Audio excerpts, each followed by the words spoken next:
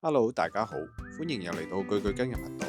今日會帶大家去沙田新城市廣場第一期停車場，沿住大涌橋路一直去，我哋靠左線嚟到前面呢個燈位，我哋左轉入去沙燕橋。喺沙燕橋，我哋一直沿住最左線直去。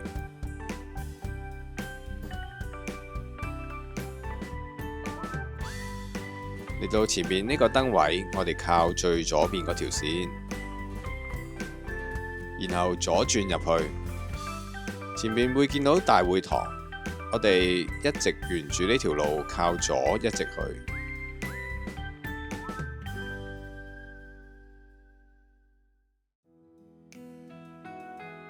嚟到呢度，我哋靠住最左線一直去到前面，我哋左轉。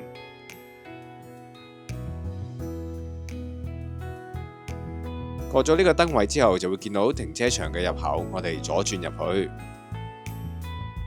呢個停車場嘅收費，星期一至五係每小時22蚊，星期六日及公眾假期每小時28蚊。